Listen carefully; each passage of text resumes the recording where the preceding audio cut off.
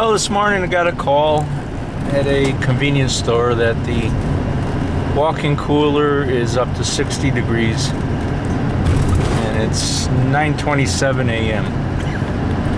So I'm heading out. This is road next to Lake Erie. The lake is over in that direction, on that side of the road. I don't know if you can see it at all, but nice houses over here. That movie, The Fugitive, was based on a story that actually happened. It was a doctor had a house up this way somewheres, and he was his wife was murdered. He was sleeping in different rooms. His wife was murdered, and they blamed him for it. I forget the doctor's name, but it was a famous trial back in the 50s in Cleveland here.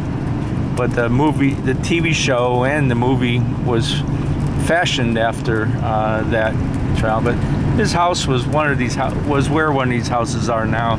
They tend to knock down little beach houses and build some beautiful newer houses in its place, and I'm sure they're kind of expensive. But yeah, this is let's see, where am I? I'm coming into Westlake area over here this way. But yeah, we have a call at Convenient Food Mart, and that's where we have to go take care of.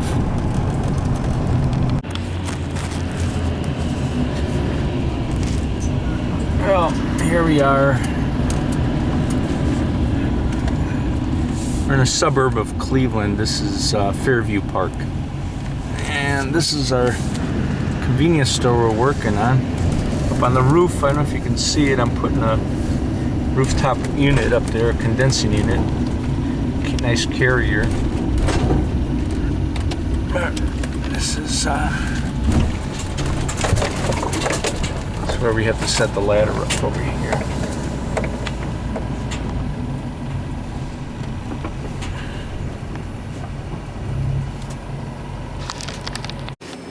Okay, this is our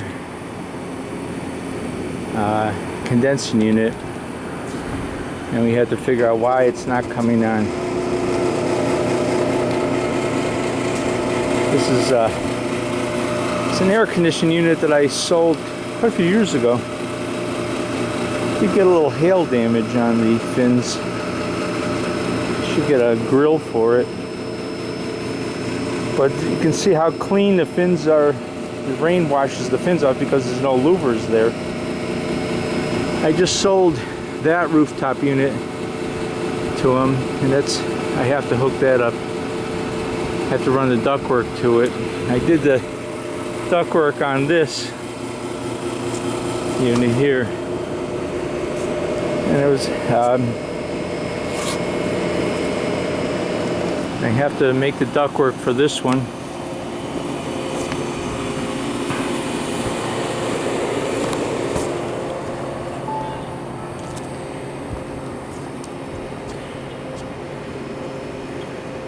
To go.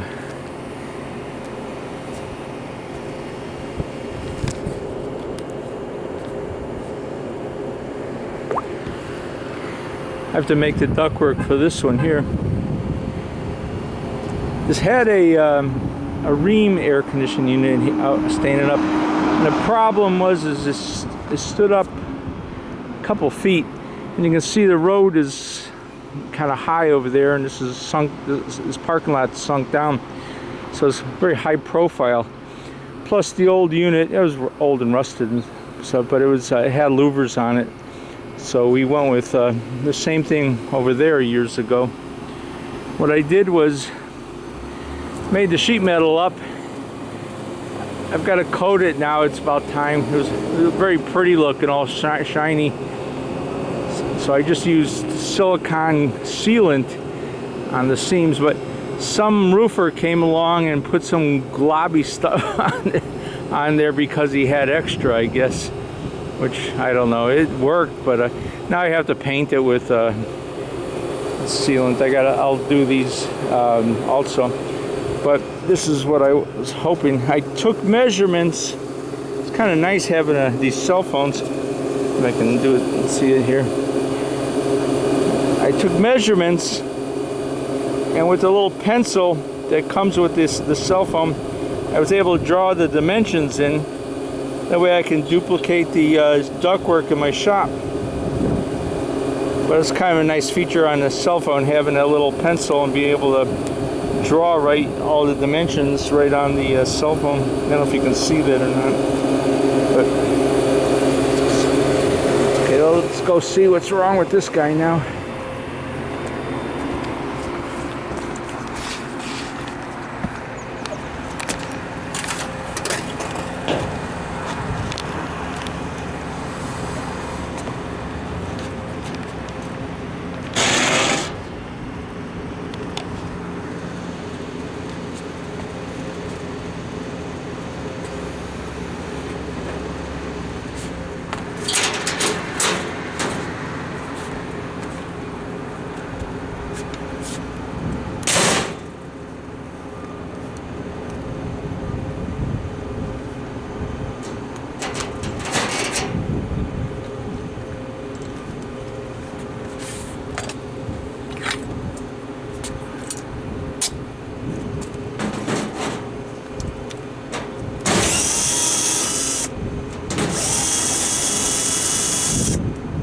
A little chilly up here today. End of March.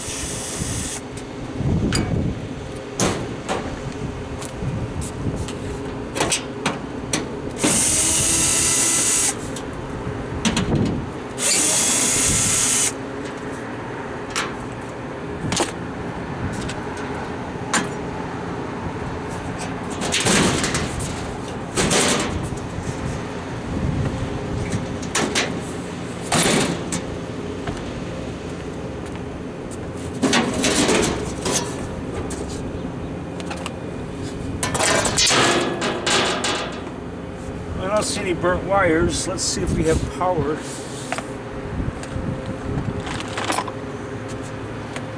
There could be a million things wrong with it. Could be a freon leak. Could be control acting up.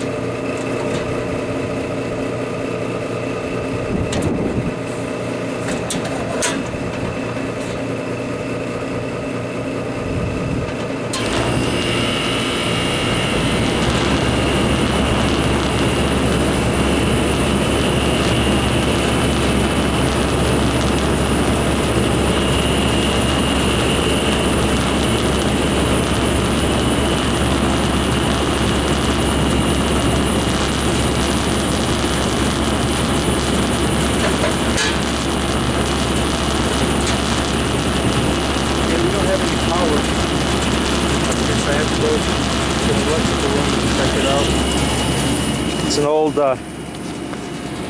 older compressor. It's got the old style metal plate on it. You don't see that anymore. It used to be the standard. The problem with these metal plates is some moron would take a screwdriver. It's spot welded on. It's spot welded here and on the other side, just the two spot welds, and you can stick a screwdriver underneath it and rip it off. And there always to be some idiot that would take them away and leave the compressor without one on it. I think that one over there still doesn't have. Somebody took the sticker off it, but it's the same compressor as this, so I can match it up. But it's impossible to match it up then. What compressor's in there? They've gone to the sticker. You can't get that off, which is a good idea. But you'd always have somebody want to be the only one that does the service at that store, so they would take the plate off and then the next guy wouldn't know what it is. He would be the only one that knows what it is, you know. Let's go check the electrical out. Okay, this is the electrical box for the walk-in cooler. And the power is on here. We're not getting any power up. Now that might be a problem in here. It doesn't sound good. I'm getting vibration, which sounds like the coil is trying to pull in. Might just have a bad contactor here. Let's see if this is the coil back here. Careful to get to it. I'll see if I have voltage to it. And it's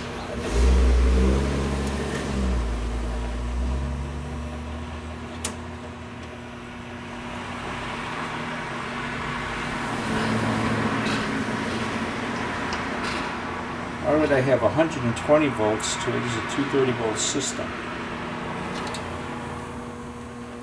Let's see. 8045 time clock. Let's see.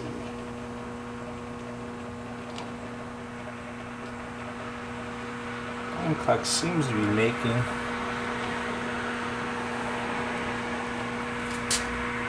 why would I have 120 volts.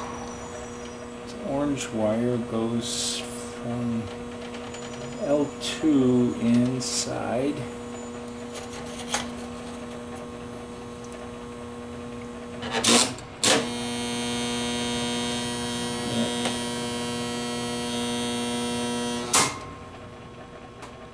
Something is in the control circuit is open. Why would I have 120 volts? I should have 230 volts here. Let's see. This goes in. Okay, it looks like red wire goes in.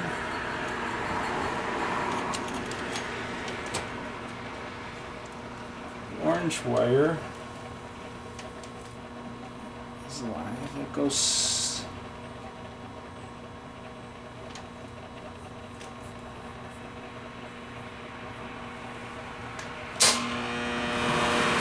Go check out the temperature control inside. Okay,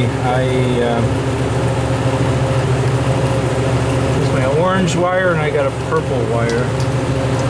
This is my temperature control for the cooler. And first I tested to see if I had voltage on it. I don't know if you're going to be able to see this, but I have voltage on both sides of it. Now if the contact's made in there, I shouldn't get a reading. I should get 0 because it's like, it would be like being on the same leg like this. I should get a 0 reading on it like that. So let's go to the other terminal, and if the contact's open, I'll get a 230 volt reading across it. If it's not, I won't get anything. So I got 0 on it, which means that the contacts are made.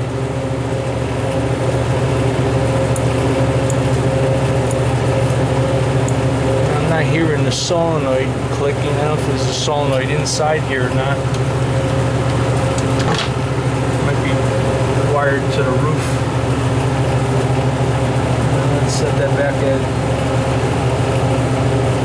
37 degrees and put the cover on it.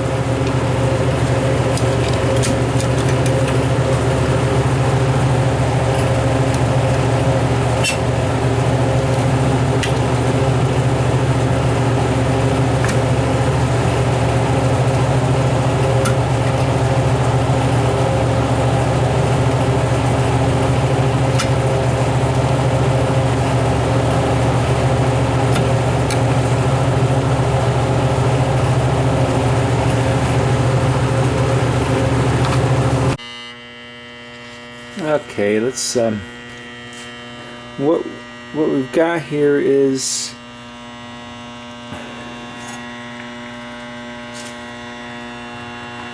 okay, the red wire back here. I gotta watch where I stick my finger. The red wire goes from L2 over to the contactor coil in the back. That's that red wire back there. Goes through the contactor coil, and the blue wire goes up to the roof of the compressor. So that's where we're heading next to follow. Now I just remember this unit had some small fuses on it. I don't even know if we really need them, but a control circuit fuse, they're pretty old. It may have, one of them may have burnt or is kind of fried. Gotta watch these wires, these extra wires in here. I've opened up time clocks, open up units, and the time clocks will catch the wire and it'll twist the wire around and around and around until it pulls it out. I've seen that before, so kind of be careful with this. I'll come back and wire tie it all up. Well, let's go up on the roof. Okay, here's our blue wire. Comes from downstairs, and it goes to this terminal board and goes to this orange wire, and this orange wire goes to a fuse. So if I put my tester across there, I shouldn't.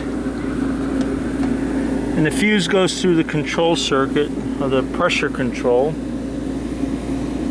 There's the pressure control right here.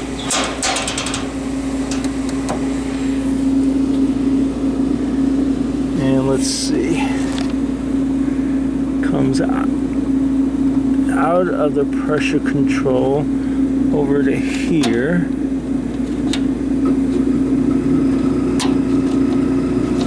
and it goes behind this panel, and something comes back here. So we have something behind that panel. Let's check that fuse out, and might have to take that panel off. Look in there. Doesn't look too easy to get off. Now, what would they put behind that panel? Okay, let's check this out.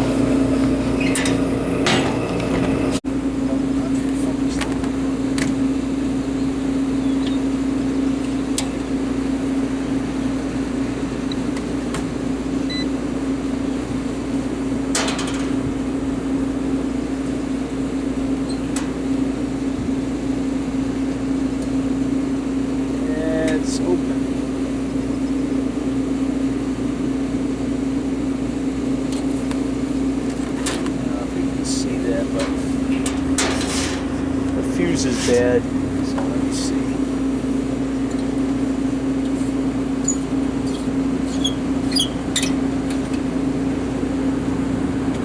There's a little fuse.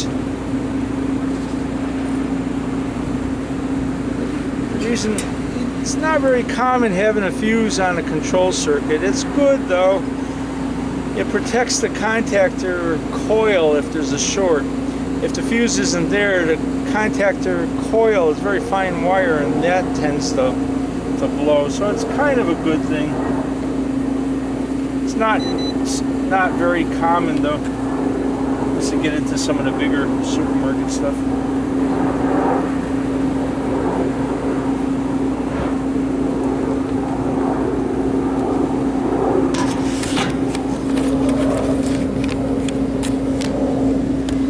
Okay.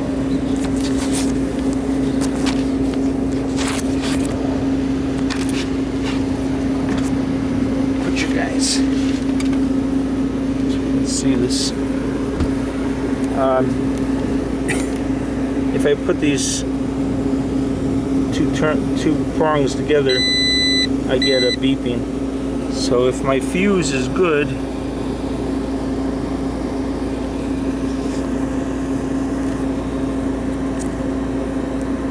if the little element's good inside there, I'll get a beeping like that. And I get nothing. And it means the fuse is blown. That may just be an old fuse. Let's see, I pulled the fuses out of my truck before I came up. I have to see if I have the right one. It's kind of a pain, fuses. Yes, let's see, this is what, the number 3.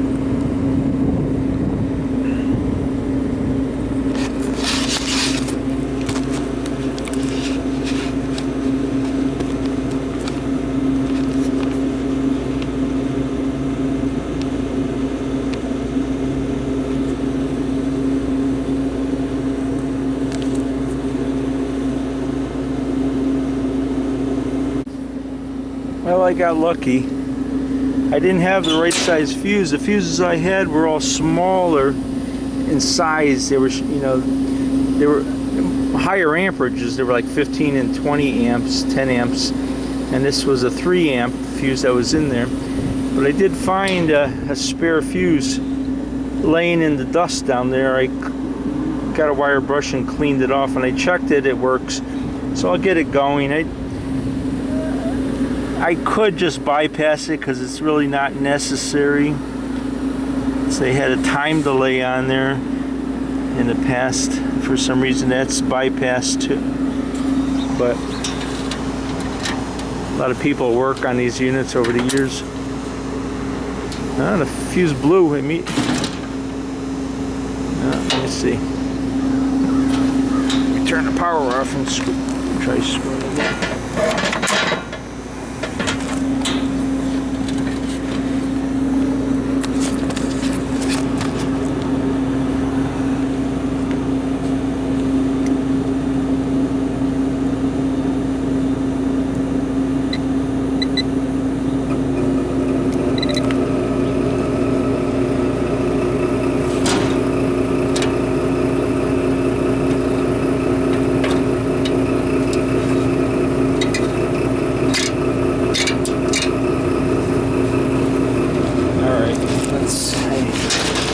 I screwed the fuse in. Now let's turn the power on.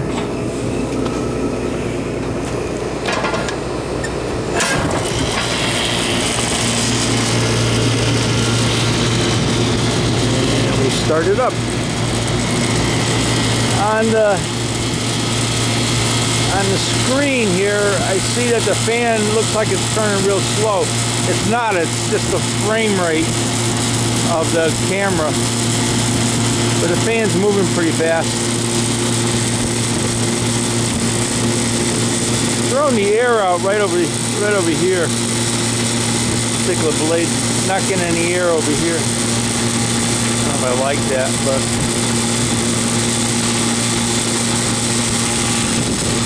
it's working.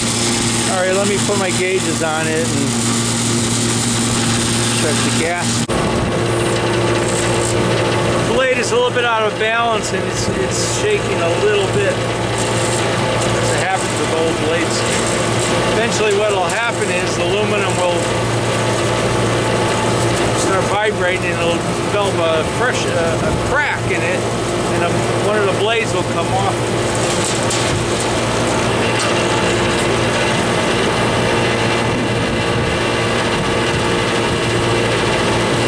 There's a million things you can go around changing. It's just possible to keep up with it all.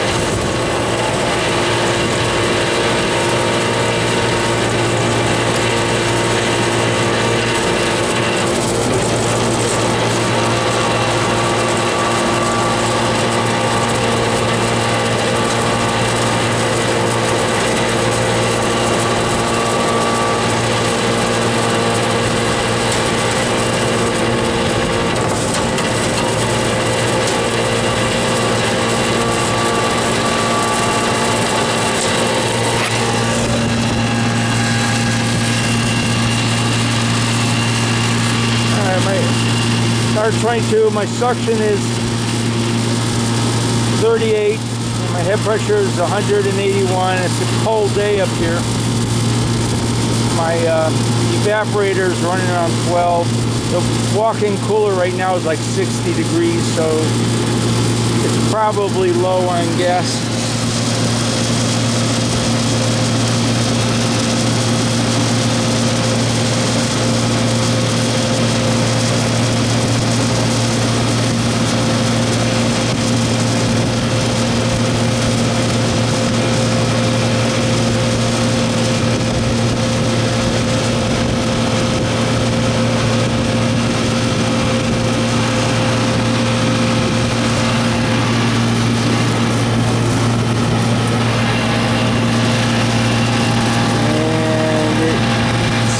I need some gas in there.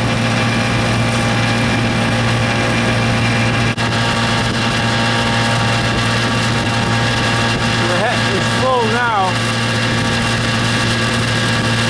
It was showing bubbles a minute ago. But as the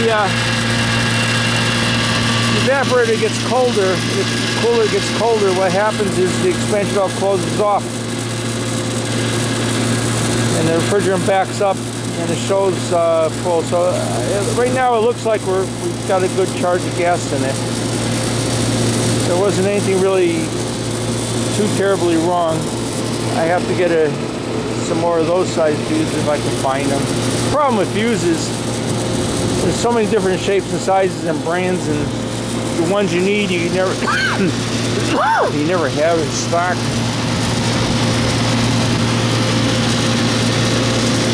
Like I said, on this, they don't really need the fuse in the control circuit, but this company put them in there. Most companies don't.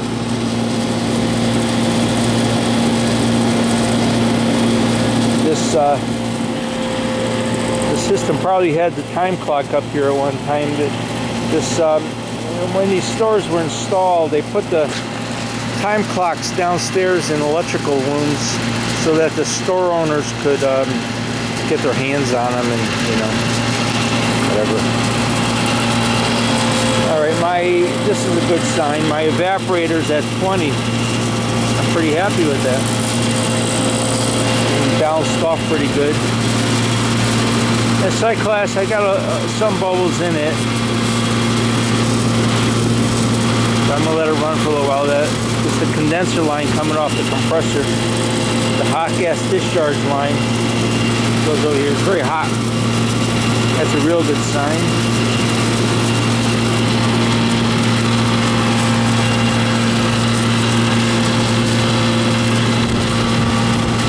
And my liquid line, nice and warm actually. I must have I believe there's a headmaster valve back here. Oh, yeah. They put a dryer filter in the back corner here. It's never been changed because it's soldered in one.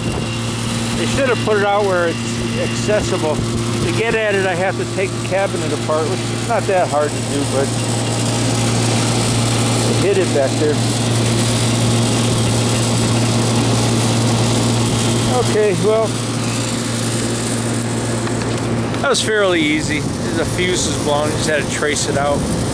Now the box will start getting cold and they'll have a cold beer. The guy called me, the owner's in Virginia Beach right now. He's from India.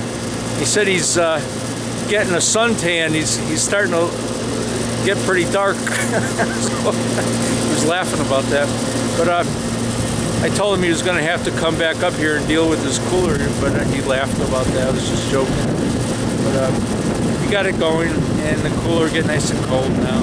Apparently, it was just an old fuse. I don't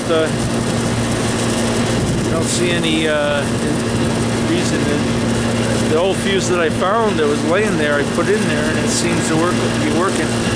We'll see. That fuse that I put in there may be not a strong one. It could be pretty old and weak. I may have to change that, but if I do, I'll probably just bypass it altogether because it's not necessary, and it's just an annoyance actually. But but that's the way they set it up, so I just try to leave it that way. Okay guys, that's good from the walk-in cooler here. It seems to be working pretty good. My evap is up to 22, so 20 to 24 is what I want. And it seems to be working good. Okay guys, later.